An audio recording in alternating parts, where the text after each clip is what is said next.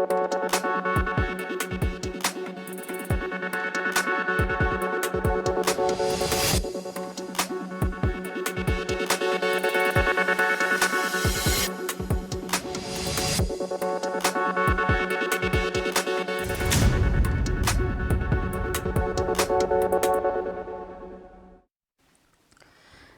स्वागत है आपका जन टीवी उत्तराखंड में। आपके साथ हूं मैं सदफ फातिमा। खबरों की शुरुआत करेंगे हेडलाइंस के साथ। उत्तराखंड में ड्रग्स कानून ला रही धामी सरकार, विधानसभा अध्यक्ष ने किया फैसले का स्वागत। कहा, युवा पीढ़ी नशे की ओर बढ़ रही है, ऐसे में सख्ती जरूरी।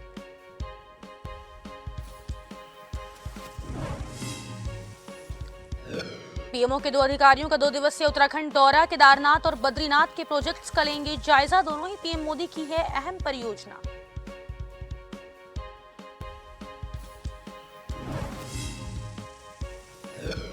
उत्तराखंड में कैबिनेट विस्तार की चर्चाएं फिर से गर्म। मंत्री रामदास के निधन के बाद कैबिनेट के 4 पद हैं खाली। कुछ दिन पहले सीएम ने की थी राज्यपाल से मुलाकात।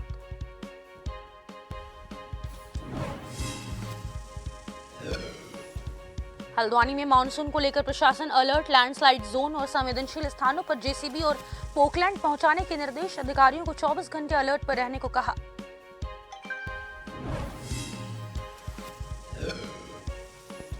पिरान कलियर में बाइक से टकराकर नहर में गिरी गाड़ी। प्रशासन ने चलाया रेस्क्यू अभियान। गाड़ी में फंसे सभी युवकों को निकाला सुरक्षित बाहर।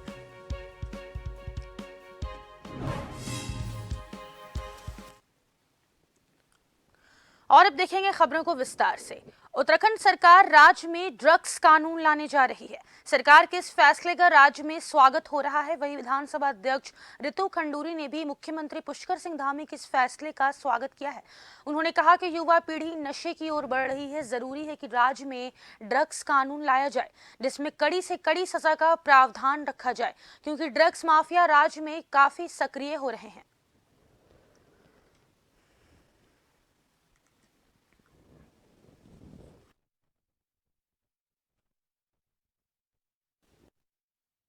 देखिए, मैं इस फैसले का स्वागत करती हूँ और दुख तो है कि हमारे बच्चे इस तरफ जा रहे हैं और कड़े कानून की आवश्यकता बहुत है, लेकिन मीडिया के माध्यम से मैं आप लोगों से भी निवेदन करना चाहूँगी कि इससे हमें समाज को जोड़ना होगा, जनता को जोड़ना होगा। एक मुहिम बनानी होगी जहाँ हम इसके ड्रग्स लेने के नुकसानों की बात कर सकें और जनता में अवेयरनेस करें कि ये क्यों बहुत ख़राब है।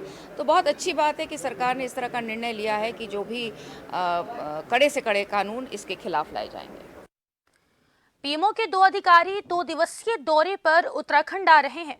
अधिकारियों का फोकस केदारनाथ और बद्रीनाथ में चल रहे प्रोजेक्ट्स को बारीकी से देखना है। केदारनाथ और बद्रीनाथ मास्टर प्लान दोनों ही पीएम मोदी के ड्रीम प्रोजेक्ट हैं। पीएमओ के प्रमुख सचिव पीके मिश्रा और प्रधानमंत्री मोदी के सलाहकार अमित खरे आज उत्तराखंड पहुंचेंगे। दोनों अधिकारी केदारनाथ और बद्रीनाथ का दौरा करेंगे, जहां वे पूर्ण निर्माण और विकास कार्यों का जायजा लेंगे। दोनों ही अधिकारी बारीकी से धामों में चल रहे कार्य की प्रगति देखेंगे। वहीं प्रधानमंत्री मोदी लगातार केदारनाथ आपदा के बाद से ही केदारनाथ पुनर्निर्माण के कामों को बड़ी बारीकी से देख रहे हैं। केदारनाथ में अब तक कितना काम हुआ है और बद्रीनाथ में मास्टर प्लान के तहत कितना काम शुरू हुआ है। 2 दिवसीय दौरे के दौरान इसको लेकर एक विस्तृत रिपोर्ट तमाम विभाग सौंपेंगे। केदारनाथ में अब 4थे चरण का काम चल रहा है। उम्मीद है कि इस साल तक इसे पूरा कर लिया जाएगा। बद्रीनाथ में मास्टर प्लान के तहत पहले चरण का काम शुरू हो गया है। इसके बाद जल्द ही बद्रीनाथ धाम तक एक नए स्वरूप में नजर आएगा।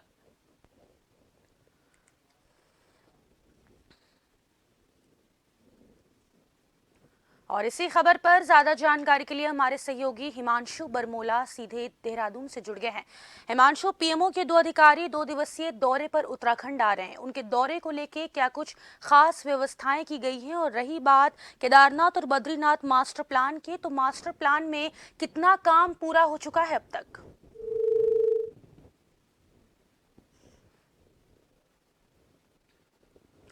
पीएमओ के 2 अधिकारी 2 दिवसीय दौरे पर उत्तराखंड आ रहे हैं। अधिकारियों का फोकस केदारनाथ और बद्रीनाथ में चल रहे प्रोजेक्ट्स को बारीकी से देखना है।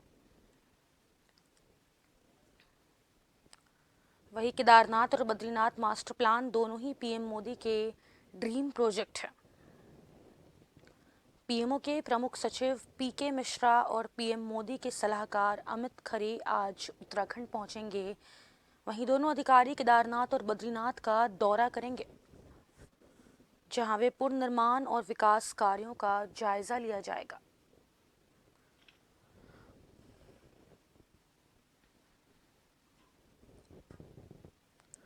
दोनों ही अधिकारी बारीकी से धामों में चल रहे कार्य की प्रगति देखेंगे। वहीं प्रधानमंत्री मोदी लगातार केदारनाथ आपदा के बाद से ही केदारनाथ पुनर्निर्माण के कामों को बड़ी बारीकी से देख रहे हैं।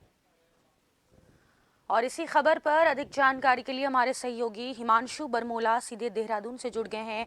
हिमांशु, आज पीएमओ के दो अधिकारी 2 दिवसीय दौरे पर उत्तराखंड आ रहे हैं। उनके दौरे को लेकर क्या कुछ खास व्यवस्थाएं की गई? और रही बात केदारनाथ और बद्रीनाथ मास्टर प्लान की, तो दोनों की ही पीएम मोदी के ड्रीम प्रोजेक्ट्स हैं, तो उन प्रोजेक्ट्स को लेकर कितना काम पूरा कर लिया जा चुका है? निश्चित रूप से फातिमा, आपको बताना चाहता हूं कि प्रधानमंत्री कार्यालय से 2 अधिकारी एक बार फिर से उत्तराखंड दौरे पर आने वाले हैं और जो जानकारी के मुताबिक है वो केदारनाथ और बद्रीनाथ में ड्रीम प्रोजेक्ट जो चल रहे हैं वो उसका निरीक्षण करेंगे। और ये दोनों ही, क्योंकि प्रधानमंत्री नरेंद्र मोदी के ड्रीम प्रोजेक्ट है, आपदा आने के बाद, प्रधानमंत्री बनने के बाद से खुद प्रधानमंत्री नरेंद्र मोदी वहां पर 7 बार आ चुके हैं और ये एक बहुत बड़ी उपलब्धि भी देखी जा सकती है उत्तराखंड को, क्योंकि प्रधानमंत्री खुद इस चीज की मॉनिटरिंग कर रहे हैं। इसी के साथ साथ जो केदारनाथ में पुनर्निर्माण का कार्य चल रहा है वो 4थे चरण का कार्य चल रहा है, यानी कि इस साल के अंत तक जो पुनर्निर्माण कार्य है वो पूरे हो चुके होंगे। साथ ही साथ बद्रीनाथ मास्टर प्लान की बात की जाए तो बद्रीनाथ मास्टर प्लान के तहत पहले चरण का कार्य शुरू हो चुका है, रिवर फ्रंट बनने शुरू हो चुके हैं, वहां पर जो भी निर्माण कार्यों के लिए भूमि का चयन था वो हो चुका है। इसी के साथ साथ अब जो क्योंकि लगातार सीएम धामी भी इन चीजों की मॉनिटरिंग कर रहे थे और पुनर्निर्माण के कार्यों को बड़ी बारीकी से देख रहे थे, तो उनके जो कार्यालय से जुड़े तमाम अधिकारी हैं लगातार केदारनाथ के बारे में, चाहे बद्रीनाथ के बारे में, तो मुख्यमंत्री पुष्कर सिंह धामी से भी लगातार वो लोग फीडबैक लेते रहते हैं प्रधानमंत्री कार्यालय के। और 2 दिवसीय के दौरान अपने 2 दिवसीय जो दौरा उनका है उसके दौरान वो ये देखेंगे कि कितना काम इन दोनों धामों में हुआ है और इसकी विस्तृत रिपोर्ट तमाम विभाग उनको सौंपेंगे, जिसके बाद प्रधानमंत्री मोदी को ये दोनों ही धामों के पुनर्निर्माण की रिपोर्ट सौंपी जाएगी। जी हिमांशु, दोनों ड्रीम प्रोजेक्ट्स के पूरे होने के बाद कब तक आम जन के लिए ये केदारनाथ और बद्रीनाथ धाम खोल दिए जाएंगे, जब ये ड्रीम प्रोजेक्ट्स पूरा हो जाएगा तो? देखिए, निश्चित रूप से फातिमा, इस वक्त चार धाम यात्रा चल रही है, तो ऐसे में श्रद्धालुओं को किसी भी तकलीफ का सामना न करना पड़े, तो ऐसे में सरकार ने ये किया है कि side by side dream project चल रहे हैं, पुनर्निर्माण प्रोजेक्ट चल रहे हैं, साथ ही साथ श्रद्धालु दर्शन भी कर पा रहे हैं। जो बाहरी एरिया है, यानी केदारनाथ या बद्रीनाथ मंदिर परिसर के जो बाहरी एरिया है, वहां पर पुनर्निर्माण के कार्य जारी हैं। अभी देखा जाए तो केदारनाथ में 4थे चरण का कार्य चल रहा है, क्योंकि अब वो अंतिम चरण में है। तो आप भी लगातार देख रहे होंगे कि किस तरीके से वहां पर श्रद्धालु जा रहे हैं। यात्रियों को कोई दिक्कत नहीं हो रही है, कपाट अपने तय समय सीमा पर खुलते हैं और तय समय सीमा पर ही कपाट को बंद कर दिया जाता है 6 महीनों के लिए। तो ऐसी कोई भी स्थिति या परिस्थिति नहीं है कि पुनर्निर्माण के लिए अलग से समय लिया जाए और कपाट को बंद करके ये समय दिया जाए, ऐसी कोई भी परिस्थितियां नहीं है, क्योंकि प्रधानमंत्री लगातार उत्तराखंड को सौगातें देते रहे हैं और इसी सौगात के अंतर्गत बद्रीनाथ मास्टर प्लान एक बार फिर उत्तराखंड को मिला था और इसी के तहत लगातार वो इन पुनर्निर्माण कार्यों की जानकारी लेते रहते हैं। जी चलिए, बहुत बहुत शुक्रिया हिमांशु तमाम जानकारी के लिए। तो पीएमओ के 2 अधिकारी 2 दिवसीय दौरे पर उत्तराखंड आ रहे हैं, जिसको लेकर अधिकारियों का फोकस केदारनाथ और बद्रीनाथ में चल रहे प्रोजेक्ट्स को बारीकी से देखना है और पीएम नरेंद्र मोदी के ड्रीम प्रोजेक्ट को जल्द से जल्द पूरा करवाना है।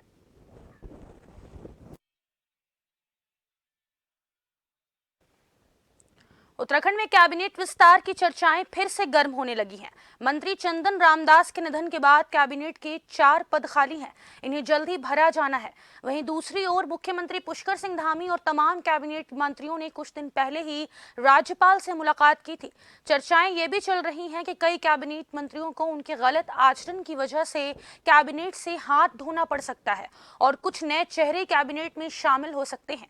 वहीं मामले को लेकर प्रवक्ता विपिन कैंथोला का कहना है कि कैबिनेट विस्तार मुख्यमंत्री का विशेष अधिकार है और सभी कैबिनेट मंत्री सरकार के साथ तालमेल मिलाकर काम कर रहे हैं।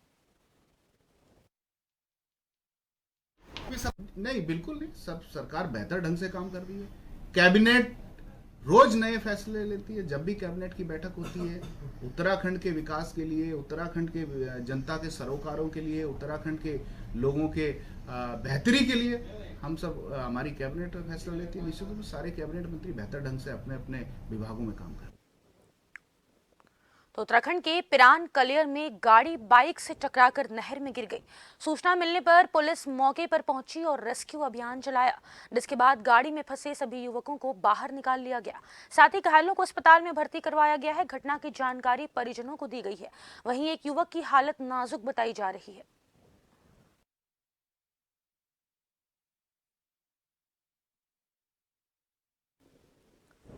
हल्द्वानी में प्री मॉनसून के साथ ही प्रशासन तैयारियों में जुट गया है।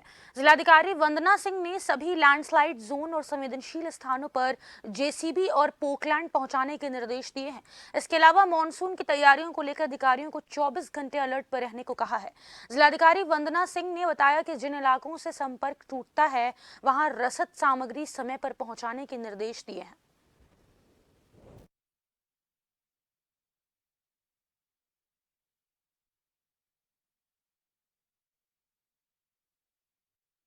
मानसून के संबंध में जो आपदा प्रबंधन कंट्रोल रूम है उनको एक्टिवेट कर दिया गया है। सभी जगह पे 24/7 कंट्रोल रूम के माध्यम से स्थिति पर मॉनिटरिंग करी जा रही है। जो भी समस्याएं बरसात के समय में सामने आ रही हैं, कहीं मलबा इत्यादि आने से रोड बंद होने की, कहीं पर पानी इत्यादि भरने की, वहाँ पे जो रेस्क्यू होना है या जो टीमों को राहत सहायता पहुँचाई जानी है उनके माध्यम से तत्काल सहायता पहुँचाई जा रही है। सभी विभागों को अलर्ट मोड में। खबर देहरादून से है, जहां पूर्व पीसीसी चीफ और बीकेटीसी के पूर्व अध्यक्ष रहे गणेश गोदियाल ने मौजूदा बीकेटीसी के अध्यक्ष सहित धामी सरकार को भी कटघरे में खड़ा किया है। और उन्होंने कहा कि जब गर्भगृह को स्वर्ण मंडित किया जा रहा था उस दौरान बीकेटीसी के अध्यक्ष अजेंद्र अजय ने बयान देकर कहा था कि दानी 230 किलो सोना दान कर गर्भगृह को स्वर्ण मंडित कराना चाहते हैं। लेकिन जब सोशल मीडिया पर सोने की गुणवत्ता पर सवाल उठे तो बीकेटीसी ने केवल 23 किलो ही बताया। उन्होंने कहा कि आखिरी 207 किलो सोना कहा गया। वहीं पूर्व मुख्यमंत्री हरीश रावत ने कहा कि इस पूरे प्रकरण पर मुख्यमंत्री पुष्कर सिंह धामी को आगे आकर जवाब देना चाहिए। हमारी मुलाकात हुई थी, जो दान दाता है उससे भी तो सवाल। देखिए, उनकी पहचान यहाँ पर नाम से करना उचित नहीं है। चूंकि मंदिर समिति ने ये कहा है कि ये वही व्यक्ति है जिन्होंने 2005 में दिया था, इसलिए मैं उनकी पहचान इस रूप में कर रहा हूँ कि जो 2005 में दिए थे उस व्यक्ति ने स्वयं कहा था कि मैंने 2005 में वो काम किया, इसलिए मैंने ये बताया कि मेरे साथ ऐसी वार्ता हुई थी। बाकी इंडिविजुअल किसी का नाम यहाँ से लेना मैं उचित नहीं समझता। कि जो सवाल हमने उठाए हैं, जो सवाल केदार सभा ने उठाए, उन सवालों का यदि उनके पास कोई तर्कसंगत जवाब है तो शासन स्पष्टीकरण क्यों नहीं दे रहा? मुख्यमंत्री स्पष्टीकरण क्यों नहीं दे रहे? रहा सवाल कि इन सवालों को उठाने के लिए वो एक ढाल का इस्तेमाल कर रहे हैं कि साहब आस्था पर चुप। अब ये सिद्ध करना महत्वपूर्ण है कि जो लोग सवाल उठा रहे हैं वो लोग आस्थावान हैं या जिन लोगों ने आस्था की आड़ में इस तरीके का खेल किया है वो लोग आस्थावान हैं। एक छोटे से ब्रेक के लिए रुकेंगे, फौरन लौटेंगे। देखते रहें जन टीवी।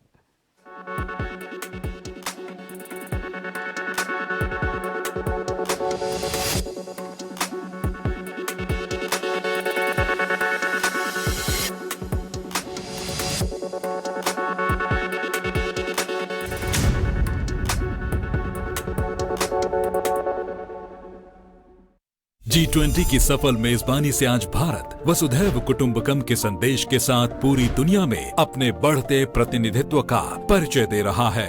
देवभूमि उत्तराखंड ने G20 सम्मेलन की पिछली 2 सफल बैठकों की मेजबानी के साथ पूरी दुनिया को अपनी समृद्ध परंपराओं, संस्कृति और चहुमुखी विकास से रूबरू कराया है। एक बार फिर उत्तराखंड तैयार है 26 से 28 जून तक G20 इंफ्रास्ट्रक्चर वर्किंग ग्रुप की तीसरी बैठक के लिए। अंतर्राष्ट्रीय फलक पर आज उत्तराखंड का वर्ल्ड क्लास इंफ्रास्ट्रक्चर नए भारत की तस्वीर पेश कर रहा है। ऑल वेदर रोड से बढ़ रहा है पर्यटन, राज्य के वर्ल्ड क्लास हाईवे बढ़ा रहे हैं रफ्तार, दिल्ली देहरादून एक्सप्रेस वे बना एशिया में मिसाल। वही यात्रा मार्गों की दूरियों को कम कर रहे हैं रोपवे, ब्रिज, फ्लाईओवर्स के बढ़ते निर्माण। वंदे भारत ट्रेन की जनता को मिली सौगात। वहीं पहाड़ पर रेल के संकल्प को साकार कर रहा ऋषिकेश कर्णप्रयाग रेलवे का भव्य निर्माण। उत्तराखंड की राजधानी देहरादून बन रही स्मार्ट सिटी, तो वहीं अमृत योजना के प्रभावी क्रियान्वयन से बदल रहा लोगों का जीवन। एक बार फिर उत्तराखंड अतिथि देवो भव के ध्येय के साथ तैयार है G20 सम्मेलन के शानदार आयोजन के साथ दुनिया के स्वागत के लिए।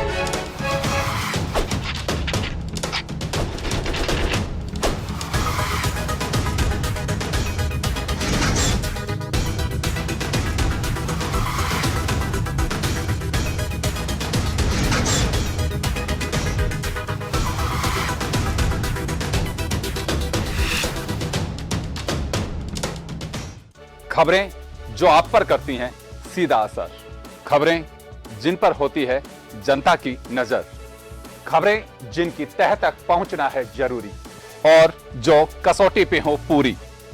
मुद्दा चाहे समाज से जुड़ा हो या फिर सियासत से, तभी वो बनती है खास खबर। खास खबर सोमवार से शुक्रवार शाम 6 बजे।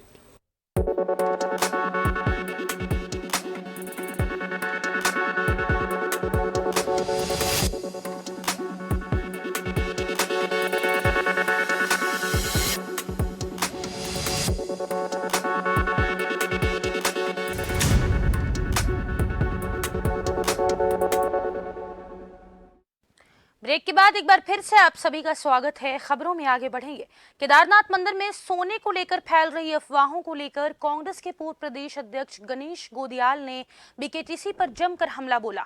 उन्होंने कहा कि 2005 में एक कारोबारी ने बद्रीनाथ में 50 किलो सोना दिया था, उसका भी कलर उतर कर तांबा दिखाई देने लगा। कांग्रेस नेताओं ने कहा कि बीकेटीसी 230 किलो के स्वर्ण मंडित का जवाब दे। इस दौरान प्रेस वार्ता में प्रदेश अध्यक्ष करण माहरा, पूर्व मुख्यमंत्री हरीश रावत मौजूद रहे, जिन्होंने सरकार से इस मामले में एसआईटी जांच की मांग की है।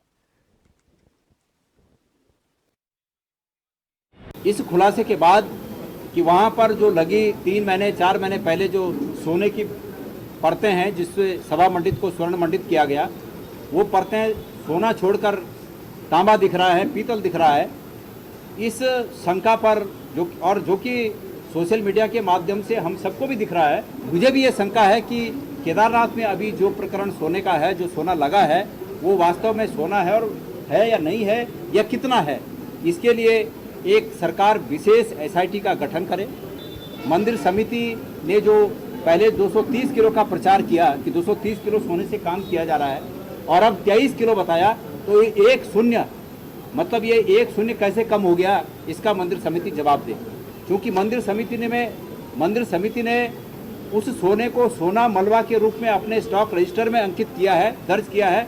उन्होंने किस आधार पर उस सोने को अपने स्टॉक रजिस्टर में अंकित किया, जबकि उनको सोना न तो दिया गया, उनका कहना है कि वो तो सीधा उस दानदाता ने स्वयं ही उसका काम किया, स्वयं लगाया। तो जब उनको नहीं दिया गया तो उन्होंने कैसे आश्वस्त हैं कि वो 23 किलो सोना था और किस क्वालिटी का था। देहरादून के गढ़वाल कमिश्नर कार्यालय में प्रदेश भर में ट्रैफिक व्यवस्था को सुचारू रूप से चलाने के लिए आरटीओ की बैठक की गई, जिसमें पूरे प्रदेश से तमाम आरटीओ अधिकारी मौजूद रहे। बैठक में कई नियम लागू किए गए हैं, वहीं कई पर संशोधन किया गया है। शहर में प्रदूषण, आमजन की सुरक्षा, ई रिक्शा और प्रवर्तीय मांगों को लेकर आरटीए के निर्णय आदि को लेकर चर्चा की गई।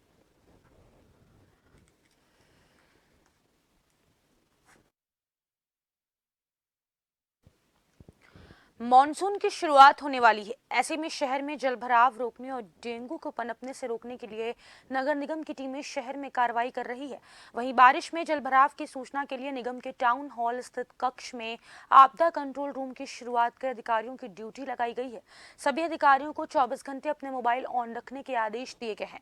वहीं नगर आयुक्त मनोज गोयल ने बताया कि मानसून में जलभराव के मद्देनजर नगर निगम ने तैयारी पूरी कर ली है।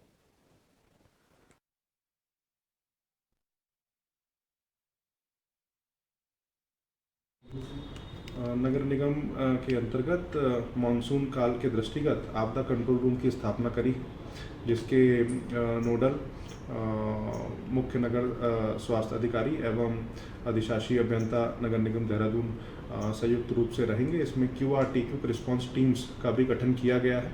विभिन्न QRT को अलग अलग वार्ड्स इसमें उपलब्ध कराए गए हैं। 24/7 की इसमें ड्यूटीज़ लगाई गई हैं। कहीं जल भराव की समस्या उत्पन्न होती है तो इसमें इक्विपमेंट्स के साथ ट्रॉलीज और रिस्पांस व्हीकल्स जो पंप इत्यादि ले जाके मौके पे समाधान कराने का प्रयास करेंगे।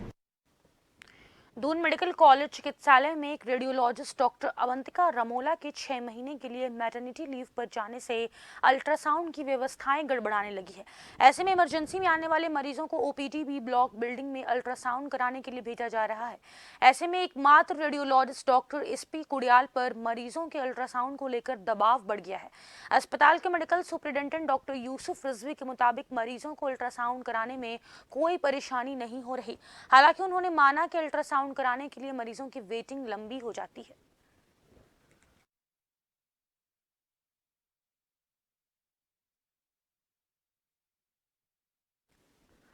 उत्तराखंड में अवैध अतिक्रमण के खिलाफ अभियान चलाया जा रहा है। दरअसल नगर पालिका और पुलिस प्रशासन की संयुक्त टीम ने नगर के मुख्य मार्ग रानीखेत रोड पर अवैध अतिक्रमण के खिलाफ दूसरे दिन भी अपना अभियान जारी रखा और कई अतिक्रमणकारियों का सामान जब्त करने के साथ ही कई लोगों का चालान करने की कार्रवाई की। प्रशासन की कार्रवाई से दूसरे दिन भी अतिक्रमणकारी भागते हुए नजर आए। अतिक्रमण के संबंध में जानकारी देते हुए नायब तहसीलदार दयाल चंद्र मिश्रा ने बताया कि रानीखेत रोड पर अतिक्रमण किसी भी कीमत पर सहन नहीं किया जाएगा।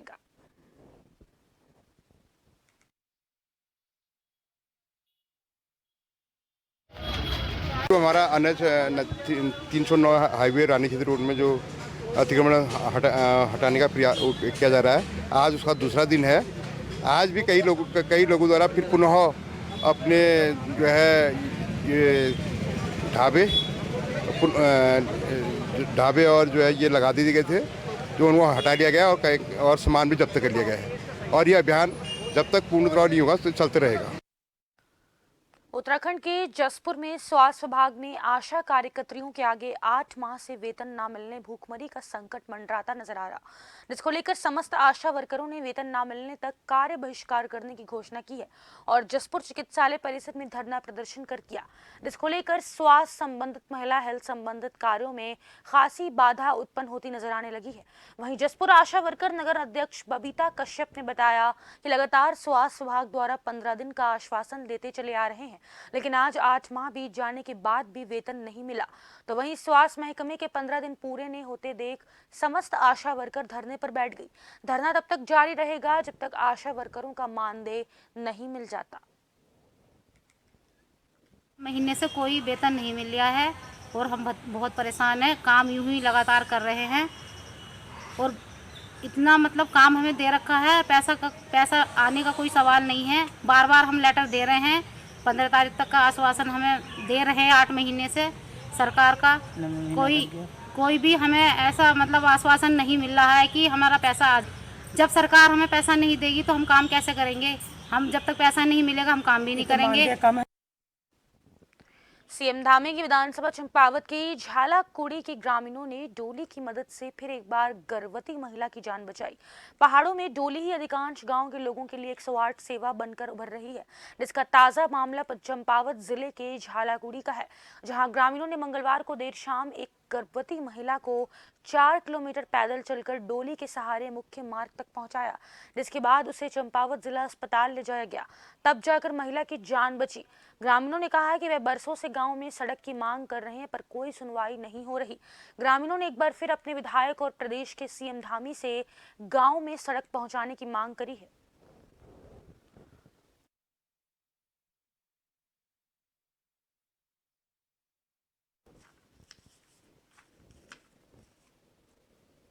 एक बार फिर नजर डालेंगे हेडलाइंस पर।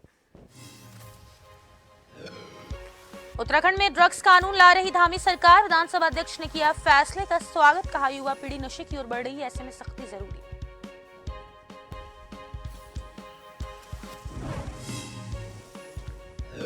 पीएमओ के 2 अधिकारियों का 2 दिवसीय उत्तराखंड दौरा, केदारनाथ और बद्रीनाथ के प्रोजेक्ट्स का लेंगे जायजा। दोनों ही पीएम मोदी की है अहम परियोजना।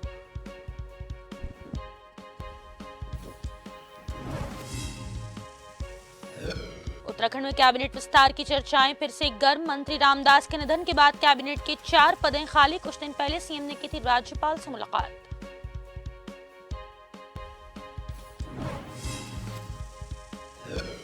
हल्द्वानी में मानसून को लेकर प्रशासन अलर्ट, लैंडस्लाइड जोन और संवेदनशील स्थानों पर जेसीबी और पोकलैंड पहुंचाने के निर्देश। अधिकारियों को 24 घंटे अलर्ट पर रहने को कहा।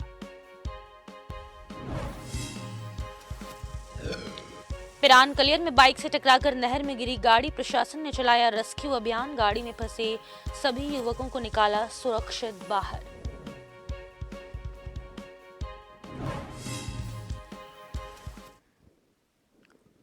और इसी के साथ जन उत्तराखंड में बस इतना ही। मुझे दीजिए इजाजत, नमस्कार।